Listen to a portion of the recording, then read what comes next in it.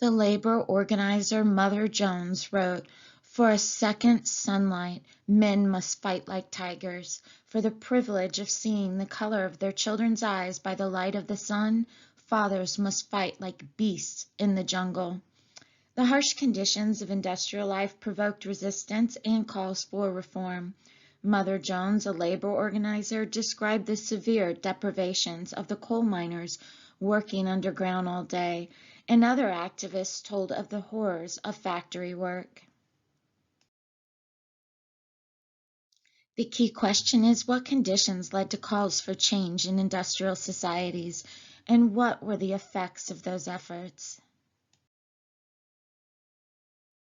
Philosophers such as John Stuart Mill sought to address this growing inhumanity of the industrial era through social reforms. Others, such as the utopian socialists, argued for completely changing a system they considered to be basically flawed. Workers formed trade unions to advocate for higher pay and safer working conditions. Various ideologies and political movements emerged, some promoting alternative visions of society.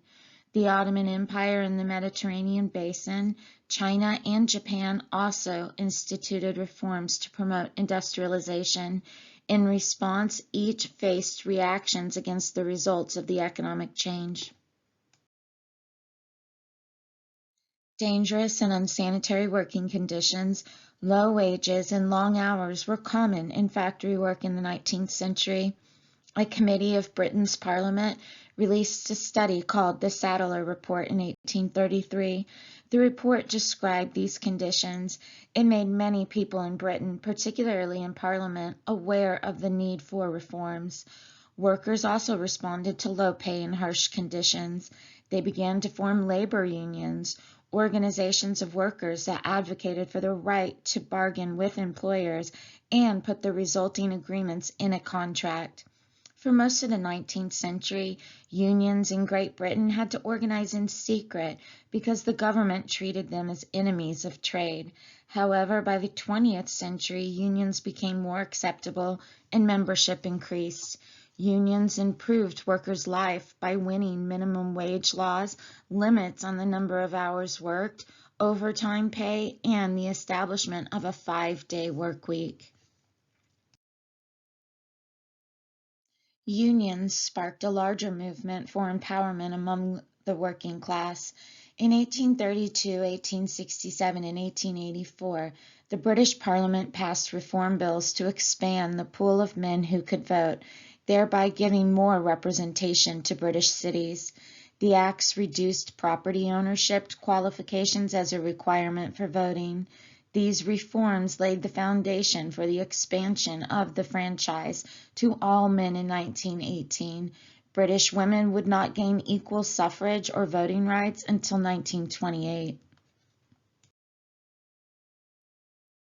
Along with unions, social activists and reformers hoped to improve the living conditions of the least powerful in society. Reformers' achievements especially benefited children. A law in 1843 declared that children under the age of 10 were banned from working in coal mines. In 1881, education became mandatory for British children between the ages of 5 and 10. This focus on education as opposed to work for monetary gain permanently redefined the role of children in urban society. As trade and production became increasingly global, this shift caused people to think about society in new ways. For example, utopian socialists tried to create new communities to demonstrate alternatives to capitalism. Some intellectuals criticized laissez-faire capitalism as inhumane to workers. One of these was a British philosopher, John Stuart Mill. He championed legal reforms to allow labor unions, limit child labor, and ensure safe working conditions in factories. While his ideas were controversial in his time, many of them eventually became widely adopted in industrial societies. Mill's philosophy was called utilitarianism. Rather than a state set of timeless moral rules, utilitarianism sought the greatest good for the greatest number of people. Unlike utopian socialists who wanted to replace capitalism, he wanted to address the growing problems he saw within it. They viewed themselves as moderate, rational advocates of gradual reform. While most reformers wanted to fix what they considered problems with capitalism, some people wanted more extensive changes. Karl Marx was a German scholar and writer who argued for socialism. Unlike utopian socialists, whom he scorned because he thought they wanted to escape problems rather than confront them, he wanted to look at how the world actually operated. He called his approach to economics scientific socialism. In 1848, Karl Marx and his wealthy supporter Friedrich Engels published a pamphlet, now called the Communist Manifesto, that summarized their critiques of capitalism. According to Marx, capitalism was an advance on feudalism because it produced tremendous wealth, but that has also produced needless poverty and misery. This contradiction between wealth and poverty occurred because capitalism divided society into two basic classes. The two basic classes were the proletariat, who were essentially the working class, working in factories and mines, often for little compensation. The second class was the bourgeoisie, which included the middle class and investors who owned machinery and factories where workers produced goods. Marx said that the market competition drove the bourgeoisie to exploit the proletariat for the sake of higher profits. Because the bourgeoisie owned the means of production, such as machines, factories, mines, and land, they received most of the wealth produced. The proletariat, who did the physical and dangerous work, received very little, just enough to survive. Marx thought that the proletariat needed to recognize their shared interest as a class and take control of the means of production and share the wealth they created fairly. For Marx, socialism would replace capitalism. It then would later be replaced by the final stage of economic development, communism, in which all class distinctions would end. In the 19th century, the Ottoman Empire was no longer at the peak of its political power.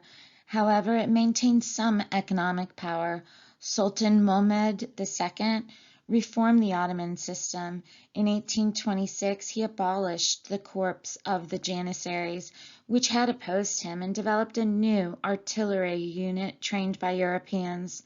When the Istanbul Janissaries revolted, he had them massacred. The abolition of the feudal system in 1831 marked the final defeat of the Janissaries' power.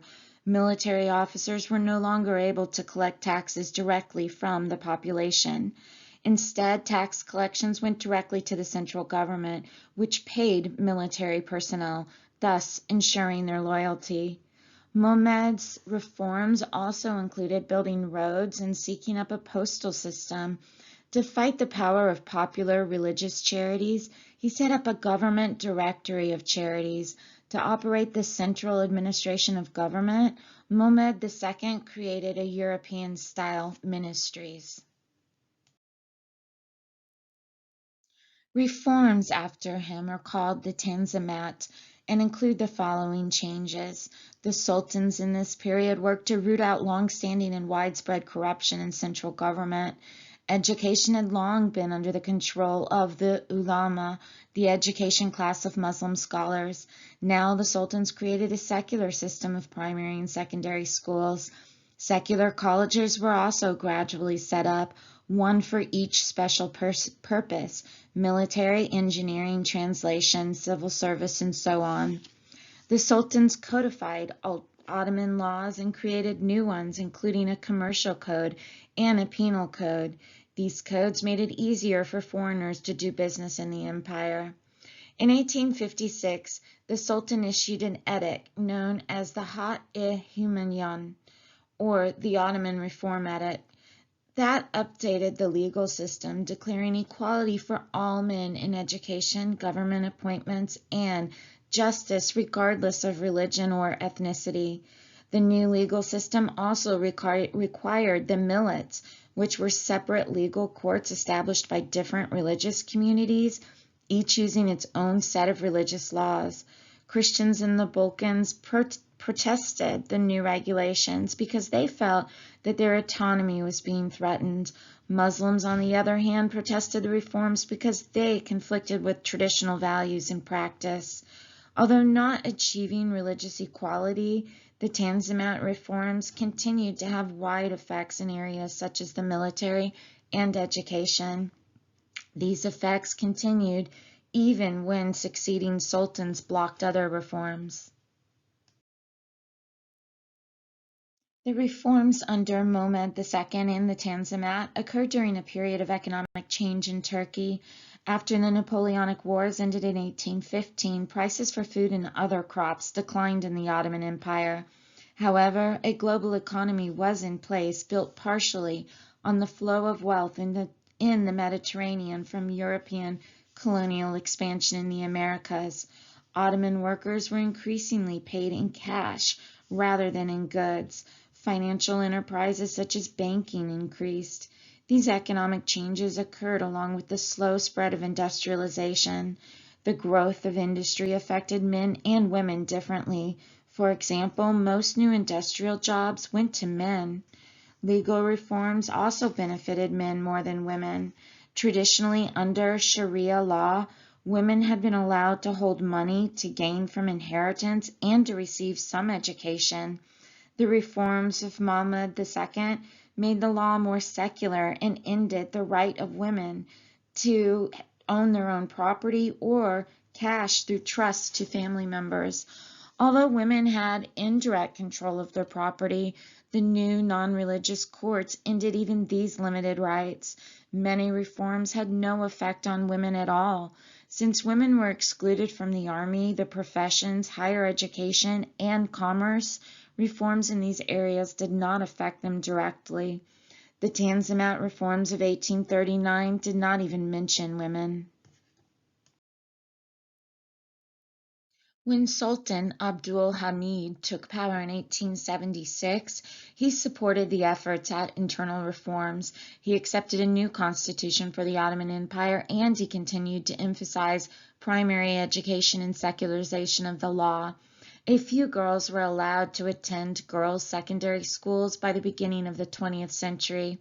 However, fearful of any seditious reform, the Sultan and the central government maintained tight control over the empire. Abdul Hamid eventually drove the advocates for reform, known as the Young Turks, into exile. Further, his government whipped up anger against minority groups, particularly Armenians and Assyrian Christians. Between 1894 and 1896, between 100,000 and 250,000 Armenians were killed throughout several provinces in what has become known as the Hamidian massacres. For this bloodshed, he received the nickname the Red Sultan. Like other powers, China under the Qing dynasty felt pressure to modernize.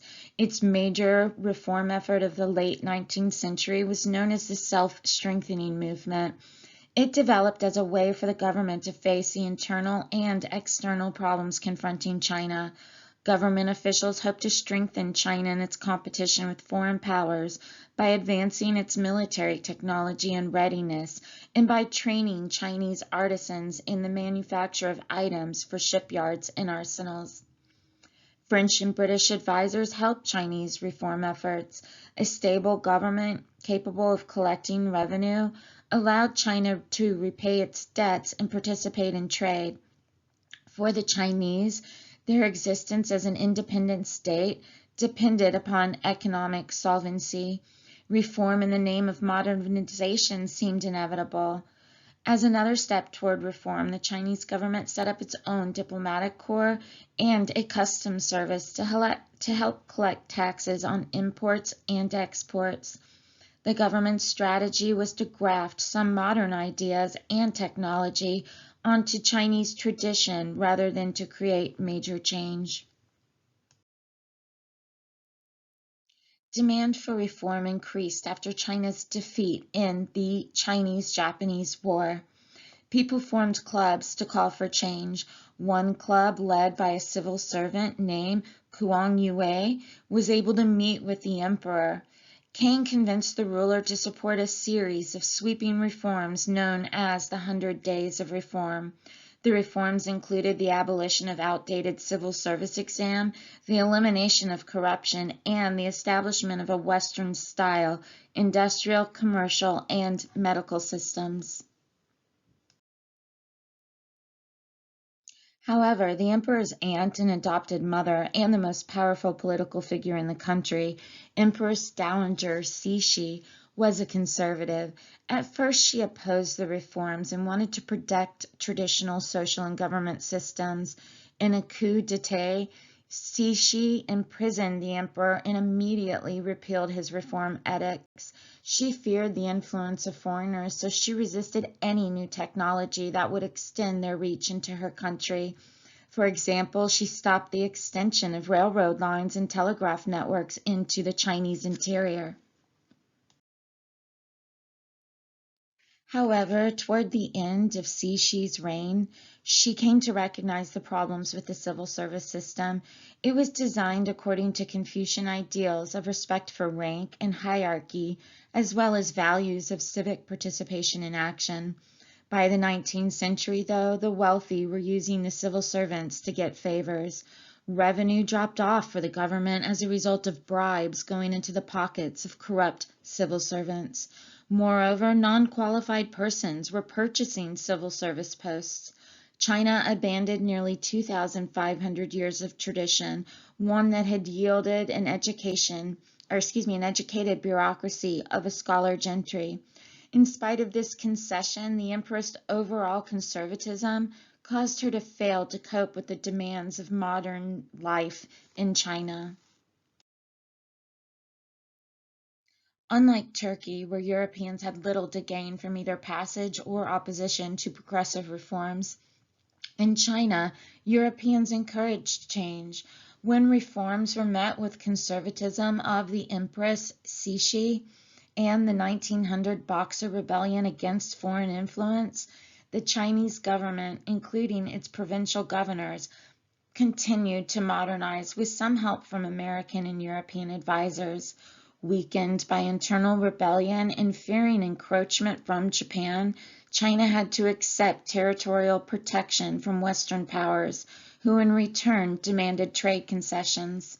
In 1911, the Chinese chose to become a republic. In addition, they resisted being swallowed up by their external enemies. China's attempts to preserve its territorial integrity benefited from the efforts of the United States to maintain stability in Asia by preventing Japan from encroaching further on its territory after the Russo-Japanese War of 1905. U.S. efforts were exemplified by the Treaty of Portsmouth, which settled the war and was negotiated with the help of President Theodore Roosevelt. Just as China ended its long-standing civil service system, the Japanese also ended a traditional system of exercising authority. In 1871, Japan gave samurai a final lump sum payment and legally dissolved their position. They were no longer fighting men and were not allowed to carry their swords. The Bushido, their code of conduct, was now a personal matter, no longer officially condoned by the government. Some samurai adjusted to the change by serving the government as elder statesmen. Others, particularly those from the provinces of Satsuma and Chushu, resisted the change. They defended their right to dress and wear their hair in traditional ways and to enjoy the relative autonomy from the centralized government. The last battle between the samurai shogunate forces and those loyal to the emperor occurred in 1870s. Dismayed by the defeat, the samurai became the main victims of Japan's rapid modernization. Ironically, some of their leaders were the same people who had supported the Meiji Restoration in the 1860s. Some reforms in Japan worked better than others. The new schools quickly improved literacy rates. The economy rapidly industrialized, and the country began to develop traits of democracy such as free press, strong labor unions, and respect for individual liberties. However, by the 1920s, army officers again began to dominate the government.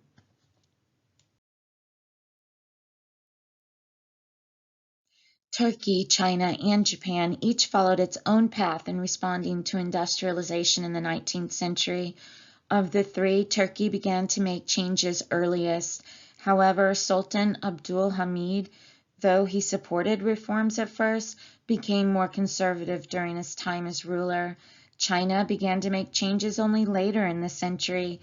In contrast to Abdul Hamid, China's Cixi started as skeptical of reform but became more liberal during her reign. Japan responded to industrialization with dramatic, rapid changes, beginning with the Meiji Restoration in 1868. However, the speed and depth of its reforms prompted a backlash from conservative members of society.